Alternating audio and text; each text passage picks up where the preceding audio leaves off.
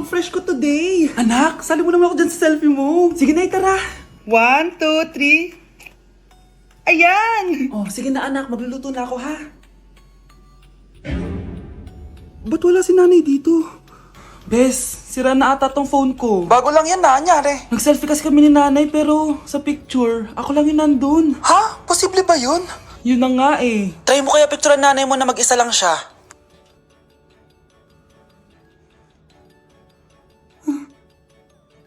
Wala talaga siya.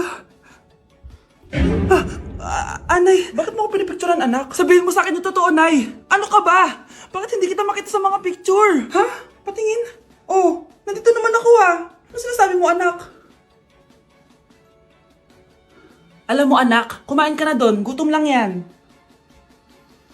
Scarlett, mag-ingat ka sa nanay mo. Ha? Bakit po tita? May malalim na dahilan kung bakit hindi siya nakikita sa picture. Alam niyo po yung tungkol doon? Sige na, baka makita pa ako ng nanay mo. Kaaway ako nun. Tita! Oras na para malaman mo kung sino ka talaga, Scarlett. Mukha ka na namang stress anak. O eto, mawawala yung iniisip mo. Ano to, Nay? Gatas lang yan, ano ka ba?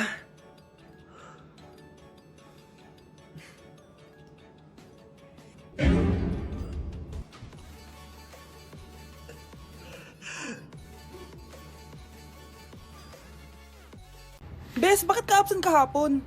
May pinuntahan kasi ako, Bes. Ano yan? Ba't mo tinatakpan yung bibig mo? Mabaho ba yung hininga mo? Ano kasi? Hala, naka-braces na si Scarlett! Kaya siguro absent siya kahapon. Bes, magkano yung braces mo? Di ba mahal yan? Rich kid ka siguro. 5K lang to, pero naka-promo kasi sila, kaya 3K na lang. Ako na rin nag-change ng rubber kasi kamahal man. Nandito ba si Scarlett? Present po, ma'am. Anong present? Ayusin mo nga magsalita. Sorry ma'am, di po kasi ako makapagsalita na maayos. Masyakit po kasi yung braces ko. Ay wow, kala mo talaga. Anong ginagawa niya? Over naman sa pakita ng brace? Bes, ano yan? Ba't ganyan ka mag-tiktok? Siyempre para makita ng mga friends ko na may braces na ako. Ganon? Tsaka para ma-ROI ko na din to, no? Sige, Bes. Okay, class. What is the difference between your and your? Ma'am. Yes, Samantha? Your is a possessive adjective indicating ownership, while your is short for you are. Very good. Basic. Alam ko naman yan. Pabida ka lang magtaas ng kamay. Next question. Ano ang pagkakaiba ng nang at nang? Ako, ma'am. Okay, Scarlett. Ang nang ay nagpapahiwatig ng pagmamayari. Ang nang ay nagpapahayag ng paraan o panahon. Tama! Mahusay ka, Scarlett! Sobrang dali lang naman ang tanong eh. Next question. 10 points ang makakasagot neto. What is the biggest organ of our body? Ma'am ako, ma'am! Ma'am! Akin lang tong 10 points na to. For sure, hindi mo naman alam yan. Yes, Samantha. Nauna ka kay Scarlett. Ang biggest organ of our body is stomach. Mali! Okay, Scarlett? Lungs po, ma'am. Wrong answer. Wala na bang gusto sumagot, class? Ma'am, ang biggest organ of our body is skin. Correct! Tignan niyo si Kyle, oh. Kahit di nakikinig sa akin yan, tama ang sagot niya. So, Kyle, paano mo nalaman ang sagot? Yun po kasi sabi sa Google, eh. Ano kaya pwede makain? Lo, walang makain! Sino yun? Aba, gising pa pala tong batang to. Minumulto na ata ako. Anong multo, ha? Bakit gising ka pa? Nay, anyari sa'yo? Umalis ka sa katawan ng nanay ko. Kulay pink lang yung mukha ko, di mo na ako makilala. G to G pink lipstick lang to. Para saan yan, Nay? Super dull kasi na skin ko before. Simula ginamit ko to, nakaka-instant brightening at nakaka-smooth talaga na skin texture. 2 times a week ko to ginagamit kaya ang ganda na ng skin ko ngayon. O diba, glass skin, grabe. Wow, ang galing pala niyan, Nay. Pwede ko bang kainin yan? Patay gutom ka talaga. Oh, mag-skincare ka na lang. Tignan mo, mukha ka na multo kakapuyat mo. Oh, ito, gamitin mo to. Sige, Nay, maglalagay ako. Nasa Japan pa rin ako at titikim tayo ng Japanese convenience store food part 2. Hulaan nyo guys kung nasan ako. Walang-wala na ito sa Pilipinas, promise. Hindi talaga pwedeng wala akong mabili tuwing pupunta ako dito sa Family Mart. Tignan nyo naman, parang lahat gusto mong itry, diba? Guys, may nakita ko. Parang may ganito ako. Okay pa ba to? Parang panis na. Add to cart. Guys, mukhang masarap to, oh. Add to cart natin to. Guys, nakita ko kanina daming Japanese na kumakain nito. So, add to cart natin to. Guys, parang masarap din to, oh. Pamichiki. Add to cart.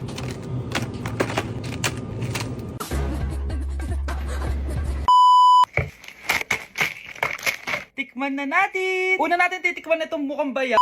Bakit kaya ganito kulay niya? Ito yung amoy niya, amoy mani. Unang kagat. Masarap siya pero lasa siyang mani. Masarap siya. Sarap siya. 7 out of 10 to. Next natin tong Fami Chiki. Tignan nyo guys, grabe. Walang buto to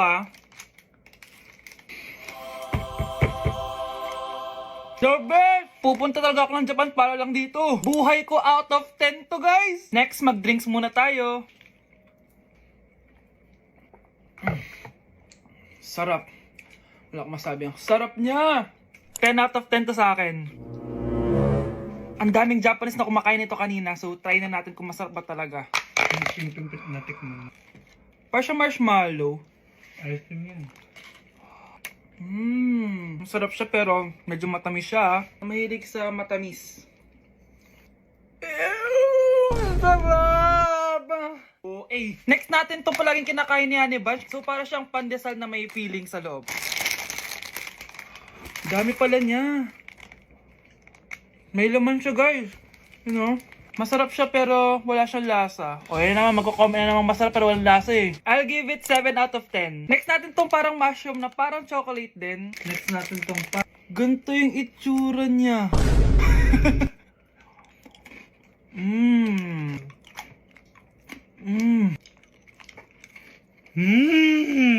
Uy talaga. Masarap to guys, 9 out of 10. Okay guys, last natin tong soy sauce flavored moisturized crackers. So lasa siyang toyo. Tikman na natin. Amoy singit. So ganito yung itsura niya. may singit. Wag nyo i-try guys. 1 out of 10 lang to. So yun lang naman guys, no? Kung gusto nyo ng part 3, mag-comment lang kayo dyan. And malapit na kami umuwi sa Pilipinas. Bye-bye. Grabe, nakakapagod mag-aral. Tara, Bes, road trip tayo. Hindi, arcade na lang. Hindi, Bes, road trip na lang. Arcade! Hep! Away ng away eh. May share ako na bago na sure ako kung saan tayo magkakasundo.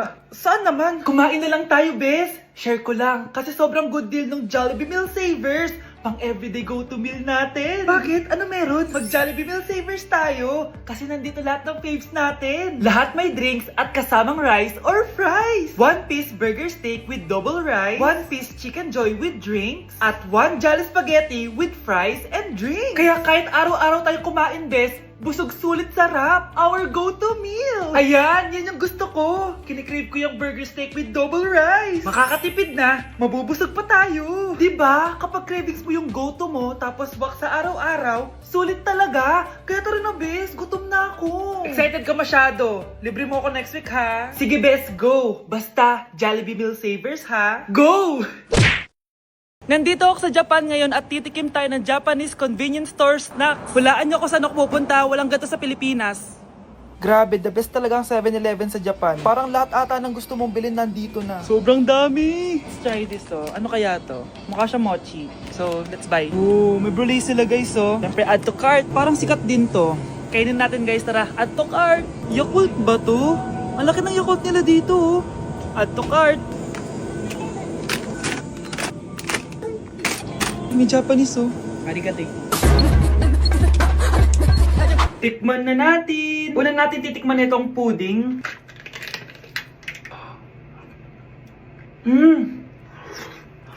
Lasa siyang lotion. Lasang lotion na! I'll give it 6 out of 10. Next, chips na lasang spinach pizza. Parang maanghang siya. Kalasa nga guys. Sarap. 7 out of 10 to. Yung kamay. Sa mga drinks naman, so first, ito. Alam niyo yung sa Kmart, yung banana na lalagay ko dyan. Ganun yung lasa niya, pero hindi masyadong matamis. So, 7 out of 10. Favorite. Next, ito guys, super cute na ito, kaya kinuha ko. So, parang siyang mochi. Pero di ko alam kung ito. Wala kasi siyang English subtitle. Ang cute niya! Tapos amoy sabon. Alam mo yung Kojic, ganun. Ganun yung amoy niya. So, ito yung itsura niya. Candy ata to eh. Para kang gumunguya ng sabon. 3 out of 10 ka lang, be. Okay, next, itong Pringles na lasang chicken barbecue. May ganun. Amoy na natin. Amoy biryani. Actually, masarap siya. Alam mo yung biryani na chicken? Ganun yung lasa niya pero Pringles. 7.5 out of 10 to. Next, itong Jollibee na parang sweet potato. Mana natin. Mukha talaga siyang fries. Ayan. Parang nanak malasahan sa lahat ng mga kinain ko. Masarap siya, pero wala siyang lasa.